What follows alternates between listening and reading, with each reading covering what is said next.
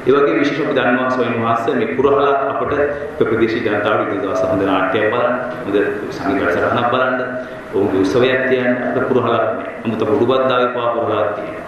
මාදාපි හලාවතේ කුඩිය පිටි තියෙනවා. හෙට්ටිපොළ තියෙනවා. අර ආදාහනාගාරය වගේ පුරහලක් ඉන්දිය අපිට ඇතිලා තියෙනවා. ඒක උදාහරණයක් විදිහට ගත්තා පුරහල ගන්න එකපාරට අපහසුණා.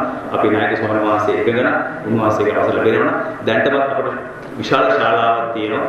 ඒ සඳහා ප්‍රමාණවත් ශාලාවක් තියෙනවා දේවගිරි රජමහා විහාරයේ. ඒක අපිට දිනු කරන්න. මම කියන්නේ අපි කට්ටිය මතක් පුරහලක් කියපුවා මේක අපි කිව්වද නේද? ටෙන්ඩර් දාලා කීයක් හරි හොයාගන්න මේ ශාලාවක් හදන්නවා කියලා අපේ විරුද්ධවාදීන් අපිට මඩ ගහනවා. එහෙම නෙමෙයි. ඒක බලාපොරොත්තු දැන්ටවත් අපේ සම්පත් තියෙනවා නම් ඒකම වැඩි දිනු කරන්න පුළුවන්. ඒක සවුන්ඩ් ප්‍රූෆ් කරලා ඒක හොඳ සවුන්ඩ් සිස්ටම් හදලා විශේෂයෙන්ම අපි ස්වාමීන් වහන්සේ දැන් ගැටළු තියෙන පුටු ආසන පද්ධතිය. ඒ ආසන පද්ධතිය අපි දන්නවා නවීන ආසන පද්ධතිය එනවා. ඒ අපේ ප්‍රොජෙක්ට් මහත්මිය අපේ කලාකාරයෝ ඉන්නවා දන්නවා.